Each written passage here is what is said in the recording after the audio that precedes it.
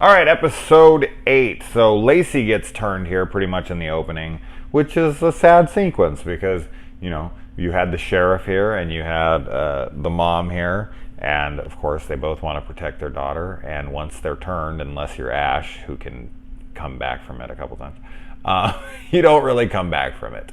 And so Kelly ultimately has to kill her. And when she blows her head off, man, and there's like the aftermath, like her body's laying there and her head's all in pieces across, it is fucking insane looking. It is so graphic and I love it. God, just can't praise this show enough for how extreme they get with their gore and their violence. It's beautiful.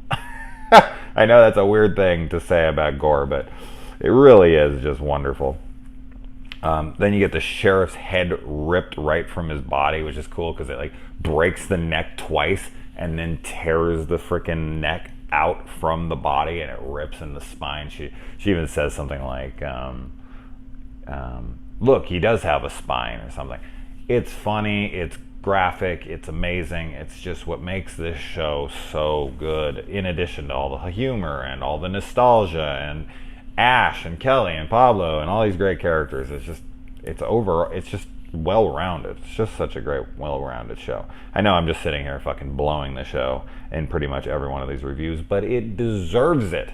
So, in case you're just watching one video randomly out of nowhere, you know how much I love this shit. And yeah, I mean, Kelly even takes a moment to apologize to Lacey for getting her wrapped up in this shit, because it's true. Like, when people come around them and they get possessed, they have to kill them, and it's fucked up. It's like, sorry. Sorry for bringing you into this. There's no other choice for me than to kill you, so that's a shame.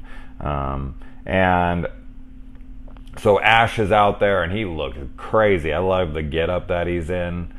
He's hunting after the Necronomicon, aka Pablo, and just like the way he looks, I feel like this is where, because he's not possessed, he's not a deadite, he's convinced that he's supposed to do this, and which, of course, as I said, we find out that he's not actually convinced, which was pretty damn risky, seeing as how Ruby had like a fucking Uzi or something, fully automatic gun, and she could have blown him away at any moment. What's he going to do? Block it with his chainsaw? Like, they run from him when they have guns. But I think Pablo's more in the camp of like, I don't want to hurt him.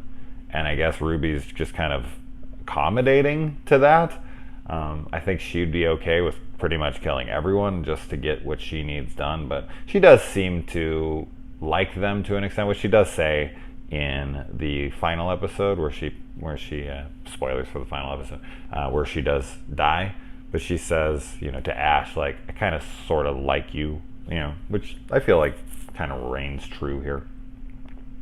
And the Ashy Slashy puppet versus Kelly, all of that stuff is great, and it also makes me love Dana, the actress who plays Kelly here, because I don't know. I know it doesn't really matter if it's male or female, but I feel like men are more accustomed and are more willing to embarrass themselves and do really weird, nasty shit for humor's sake, and you just don't see women taking that big of a risk a lot of the times because, of what it could do to the career or what it looks for them, whatever.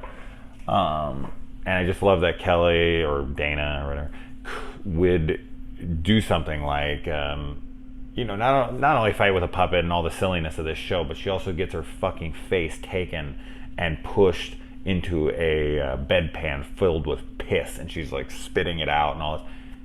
It's gnarly, man. It's great. And Ash does a ton of it throughout the show. He's sucking gross tit milk, and he's fucking going up into assholes, and he's doing all of this stuff. But I don't know, like, I feel like I see men do that a lot, and I don't feel like I see actresses do it enough. But it might just be because they're not getting the roles where that would happen, and they give it more to men. I don't know, but I do like that she's willing to sacrifice what would make her attractive, appealing, whatever, to do something really hilariously disgusting. Like, putting her face in a bedpan full of piss.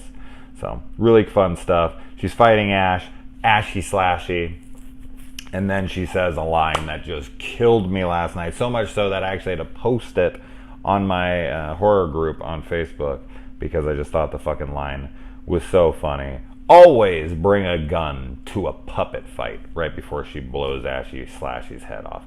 Great shit. As I said, Ash was playing along the whole time, and he tells them that that was his plan that he already told them about, and they pretty much ignored because it did sound pretty stupid, but it did end up working. And so Pablo comes in, takes his thumbs, and that's always gnarly. Anytime you ever see that in a movie, I don't care how bad it looks, putting the thumbs through the eyeballs into the fucking, it's like through the sockets into the brain, all that, and blood pouring out is always cringy. It's always like, holy shit. So yeah, Pablo puts his fingers through Ball's head, and all the words of the Necronomicon just like leak down into his head. And right before he explodes, he takes that finger, which I guess is the sharpest fucking thing on earth, and seems to be way longer than it is because somehow it cuts all the way through Pablo so that he completely is halved. His finger's only like that long, and Pablo's probably like this wide, so not sure how that works, but whatever. He slices right through Pablo. Pablo falls apart into two pieces on the ground. Yet again, as always, extremely gory, awesome. And let's move on to the next episode.